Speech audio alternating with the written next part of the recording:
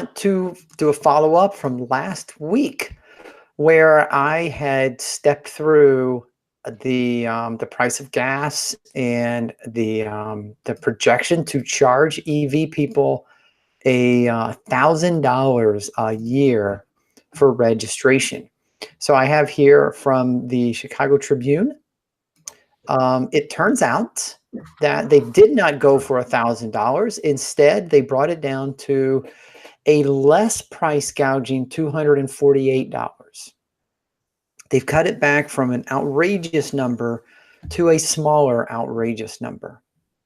And yeah, so people are looking at this and they're saying $248. There, you should be happy. Now you're not paying $1,000. So what I'm going to do now is switch over to a different thing, back to, stick with me on this one, Russell.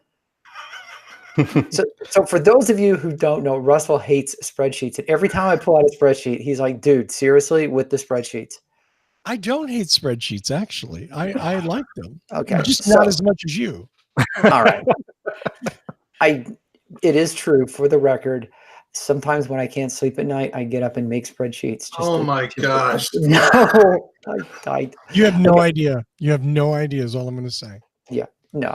Okay. So anyway, I'm going to stick with the numbers that I used last week, 12,000 miles, which I think is average. That's what people consider average. And if you average 35 miles per gallon, and I said this is an average sedan, you're using 343 gallons per year. Now, they did increase the gas tax from 19 cents to 38 cents. So they doubled it, which means the people are paying $130 a year in gasoline tax. And for some reason, they believe $248 is our fair share. Someone would have to trade in a 19 or 18 mile per gallon car or truck or piece of shit is what it would be in this case, where they were paying $38 and guzzling 267 gallons in order to exceed the $248.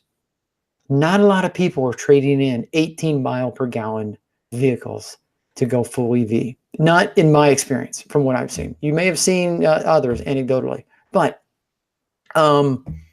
this is just a follow-up from last week. Instead of 1,000, they went to 248, which you can see with these two numbers right here, which is considered average, is still almost double of what a conventional car driver is paying.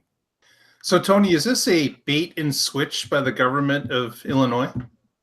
Is this we're going to charge you a whole heck of a lot, and then we're going to charge you a lot less than that so you won't complain? Is that what this is?